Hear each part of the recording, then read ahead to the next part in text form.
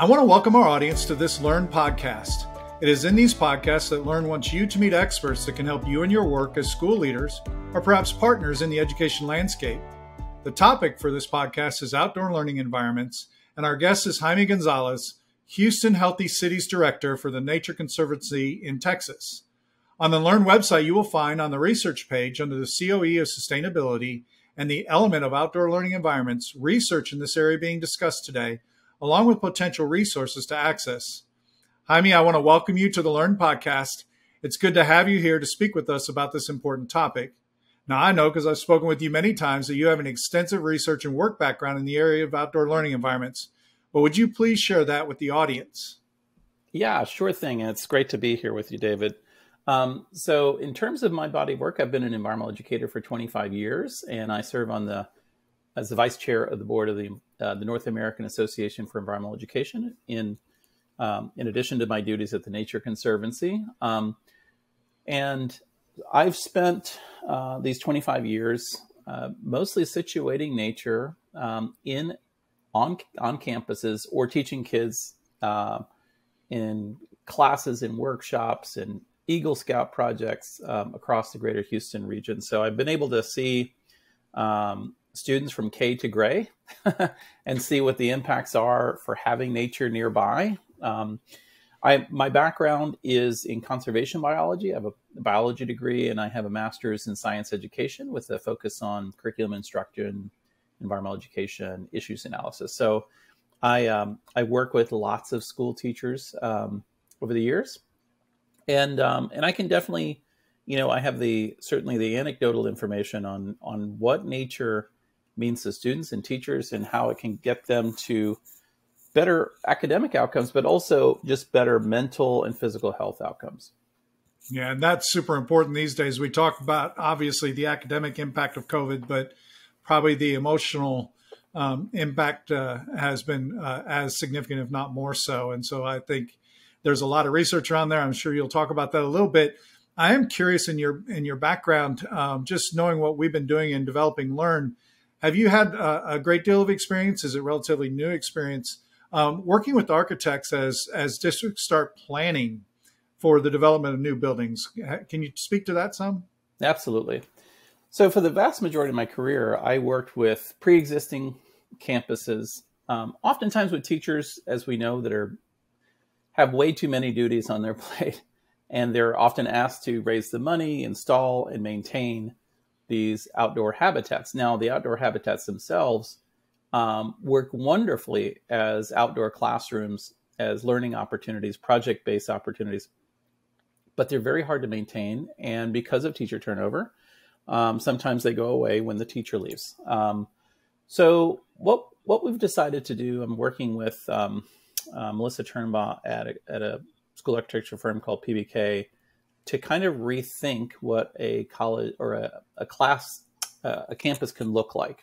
And what I mean by that is if we can use much of the campus for nature and what we call nature-based solutions, which are basically using the power of nature to do things, instead of just small pockets, what you get is two things. One is you lessen the burden on teachers because operations and maintenance can actually maintain this very large nature.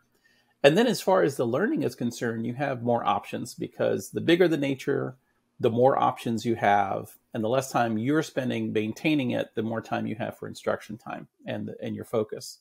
So we're working on a model campus in A-Leaf, which is in Southwest Houston, where we're restoring about 4.5 acres of historic ecosystems, prairie wetlands, and over 200 trees on this campus. So what it is it's really like, I tell people it's like a postage stamp national park for kids who are principally apartment dwellers. So as we look to become more resilient with our neighborhoods, as we look to give more nature experiences to kids, particularly kids in underserved communities or park deserts, using that public infrastructure is going to be a cost-effective, healthy way of getting there. Yeah, and I think this new kind of level of expertise that you're venturing into is really exciting, and I think a future of potential future that is in the construction world as well, as we start, kind of site locating things and thinking about those site locations. That's what's really exciting. I want the listeners to hear is this isn't just about existing space and reframing that existing space. It's about the future of construction of buildings as well. And you're getting very involved very early in that area. And that to me is very exciting. Now, you've done a lot of work in this for a lot of years. So you know the research, you know what it says about student engagement, about student behaviors, about the emotional states of students, and whatnot. But we don't have all the time in the world to cite all that research right now. But if you could cite 2 or 3 pieces of research that you think our audience would really like to hear right now, what would that be? Yeah, I think, pointing back to something you said earlier, go to the L.E.A.R.N website and pick up some of these pieces of information. There's also a really great website with the Children in Nature Network, which is the national group. And there's a whole research library that points to the benefits of nature, the academic benefits, the mental health benefits, and the physical benefits. But there's another piece, which is the community benefit. How does it increase social cohesion at a time where society seems to be very much strained in terms of building community, right? So in terms of the research, it's pretty clear now, particularly after the pandemic, some of the benefits. So things like increased attention. And I know that as a child, I actually struggled with attention a lot. And so I got sent outside to read under a tree. Now, that's not going to happen in the modern classroom anymore. But if you create environments that help to lessen the symptoms of ADHD or attention or focus issues, and nature has a proven track record of doing this, then everything becomes better for the other students involved and for the student who might be impacted with those attention issues.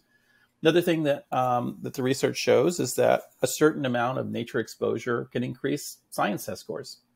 And that makes a lot of sense because, when we talk about the sorts of creativity, the sources of kind of open play and discovery that encourages different ways of coming to solutions that nature gives, it makes sense that when you're in situations where you're trying to find out and be creative about solutions, that's an environment that's conducive to that. It's not for nothing. I'm a huge fan of science fiction. And a lot of the early science fiction writers like Jules Verne and H.G. Wells and other people spend a lot of time in nature because it opens up the trajectory of your horizons in a way that's expansive. Other things, obviously, there is a lot of concern, and rightly so, over physical health and the increase of things like diabetes amongst the population. So anytime you can get kids outside, whether in structured or in natural settings, it's always a great thing. But here's one thing that popped out of the pandemic, which I think is super, super important for our students and for our wonderful teachers and administrators: loneliness.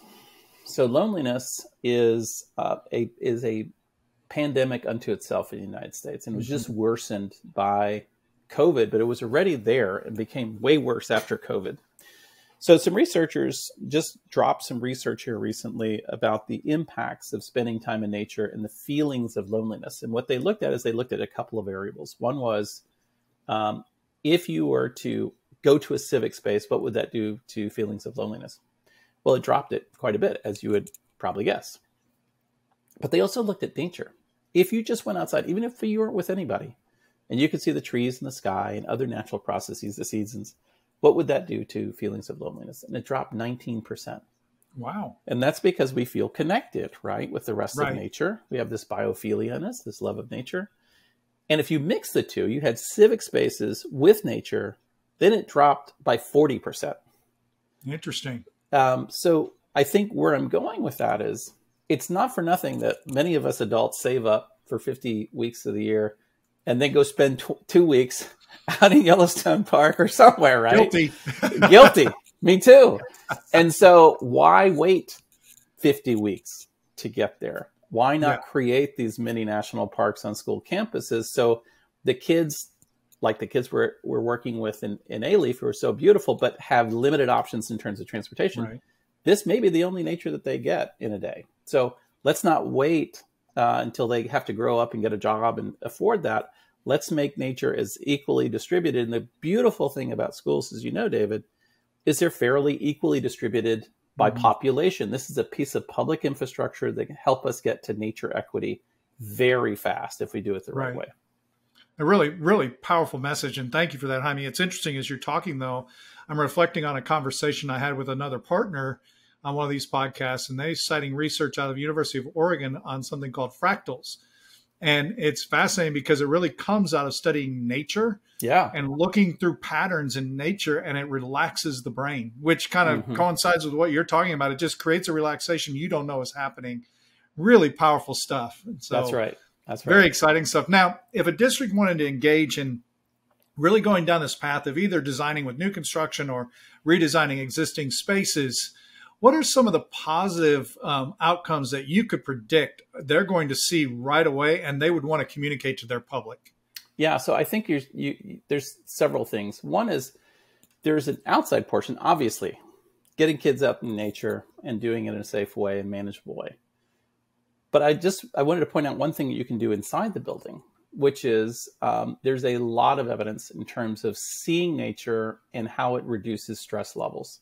Now, you don't actually have to see like real nature to see all that benefit. So one of the things that we're doing at this L.E.A.R.N campus is we're going to be placing big pictures of nature. And I tell people, like, when you go to get your hospital procedure, if you notice, like when you go in the hospital, they don't have pictures of like rock groups or abstract art or other things like that, because nature is proven to really reduce your stress levels. So one of the things that I can assure you is if there is nature present in classrooms, in hallways, and certainly outside, that it's going to have something of a stress relieving value, because that's just documented. I think another thing is, depending whether you're doing new construction, you're working on an existing campus and you're retrofitting nature or rewilding in a certain sense on that campus, I think there are several steps. There's community involvement. Like, what do people want to see? What kinds of nature? Are they gardens? Are they wildlife habitats, pollinator gardens? A mixture of all those things. So I think that from the very beginning, the actual process of trying to figure out what can go in that space can help to start build community. So social cohesion can start very quickly. As you develop that site, what you will see is if you're going out and using it, is I think you're going to find that kids a lot of times are going to be so captivated, especially in in all the grades, but K through 5 for sure, where you're trying to build this love of the natural world, and you're trying to also give them an insight into what they're inheriting and the responsibilities. I think you're going to find that kids are, sometimes we hear that, kids have changed and, kids aren't like what they used to be when we were kids. And I would push back on that to say that that's not true. Kids still very much love nature. They're still in love with the wonder of the thing and all the questions and all the ways in which you can study it, whether it's arts or science or math or whatever. They just love being in nature. And in some ways, because we have such a world with so many screens, nature is a novel thing for so many kids. So there's a novelty thing. So I think what you're going to see is a lot of engagement, a lot of curiosity. And also, I think that, students these days are very concerned with the health of the planet, health of nature. And one thing that is surely clear in the research now is that many students, particularly middle school and up, are feeling what's called eco-anxiety, real concern about the planet, the climate, all that stuff.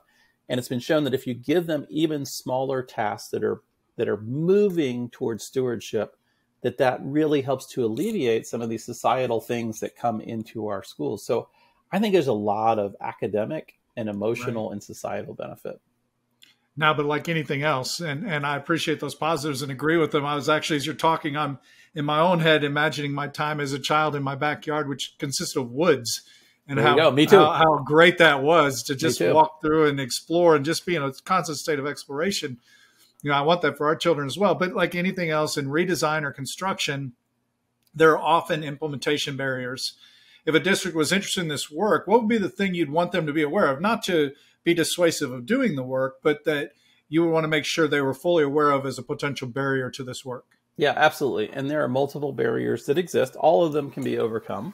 But yeah, you have to take that stuff seriously. One is that you'll need to find a firm that is not just able to do this, but is enthusiastic. An architecture firm and a landscape architecture firm.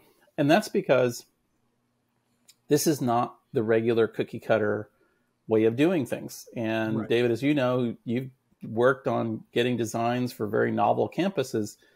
There's a lot of hand-holding that needs to happen between you and the design team. And then during the implementation, because folks that put together school campuses don't often work in these ways. They plant trees in straight lines and they cut holes that are square to hold water and things like that. So if you want a naturalistic design that really is approximating a park-like atmosphere, working very intentionally, and also there's a couple other pieces. One piece is this, managing perceptions.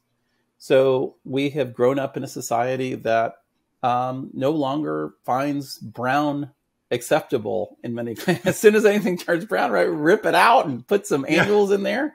So anytime you're working with a college or college campus, or I've worked on college campuses, but K through 12 campuses, you're going to have a real great and open dialogue with the instructors and the administrators to say, this campus is going to look different, but right.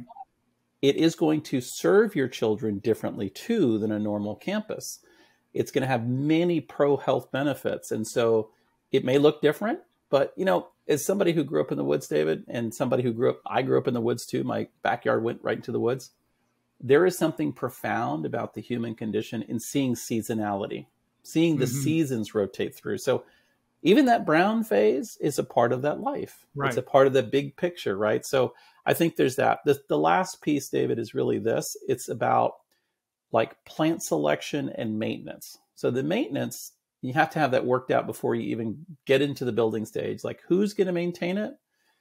You should work with your architect or a local conservation group to create a maintenance and restoration kind of manual so that they know kind of what is expected of this whole process, right?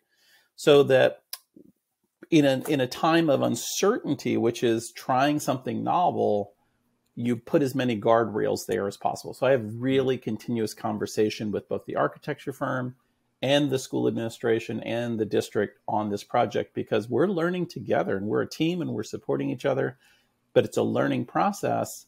And like you said, schools are constantly being rebuilt or built. So this is a great time to get in there and try some new things.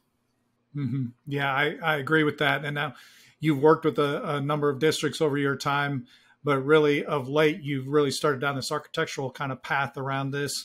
If a district was interested in exploring further, is there a district that you would direct them to kind of look at, or a school specifically that you would direct them to kind of look at and to get a better understanding of this work? Yeah, I think that there are scattered examples throughout the state. One of my favorite campuses that I've worked with for a long time is Westside High School in Houston ISD. They have what's called the Wolf Prairie. It's this ecological center on their campus. It's not the whole campus, but it's a pretty good chunk. The reason I like them is they have a couple of really dynamic teachers who over the years have created kind of a whole pathway for learning from 9th through 12th. And it incorporates things like interpretation, like how do you tell the story? How do you study the ecology? What impacts does it have on society? So it's a more kind of holistic vision, but the students also do habitat restoration. They grow out plants, things like that. And unfortunately right now, the dynamic is with many things, is campus to campus. What we'd love to do is use examples like the one that we're doing to influence school bonding. Because if you can influence a whole tranche of schools that are being created, then you get this economy of scale, both in the learning and the practice. And so that's what we're going to try to do. We're going to try to use this as a model teaching campus to teach other leaders, educational leaders, what are the benefits? And the benefits are many. And I'll just point out one that I think a lot of people don't know because they've just never been told. And that is we have in places like Texas where we have relatively large campuses with greenery. Some schools in the Northeast and other places are very compacted, but they're even rewilding those campuses. They're ripping out asphalt and putting in nature for all its benefits. But here in Texas, we mow a lot. Some of these campuses get mowed 30 times a year. And so not only is there a huge tax burden for that, but there's also a big health burden in that every time you mow, you are creating air pollution. And some of the chemicals that come out of the mowers is not so nice. And you're contributing to ground level ozone and particulate matter, which are not good for young lungs or old lungs either. And so there's a huge health burden that comes with these giant mowed campuses. And what we want to try to do right with our students is do right by them, both for their future, but also keep them as healthy as possible. So, the areas that we're restoring on this A.L.E.A.R.N campus are going to get mowed once a year. Right. Yeah. So, this is incredible work you're talking about, and just the insights. I know as I've sat with you over time, it's amazing insights I gain. And I would never even qualify myself as an environmentalist, but I have become more and more aware of my role as a leader in kind of furthering our understanding of the environment and furthering, frankly, access to that natural environment that you talked about. Now, if a district or partner were interested in exploring more deeply into this work, how would they go about contacting you to arrange for deeper conversations? Yeah, I think there's a couple of avenues. I'll give you my email. It's Jaime. It's Jaime Gonzalez Gonzalez at TNC, which stands for the Nature Conservancy.org. I would also point them to there's a community of practice called the Green Schoolyards. And it's run by the Cities Connecting Children, or actually the Children Nature Network.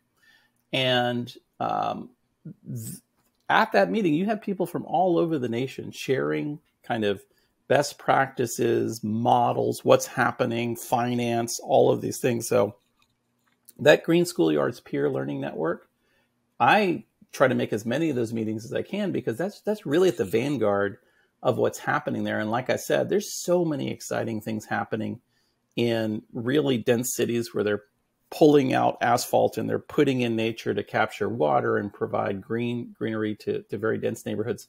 And there are other neighborhoods that are much bigger and have different options and things like that. But I would also say this, no matter where you are, right? No matter what district you're in, you're going to have that teacher. You're going to have that administrator. You're going to have somebody who has taken the chance of doing this, and they know your local context backwards and forwards. So I think it's connecting with national folks, but I also think it's just connecting to your backyard.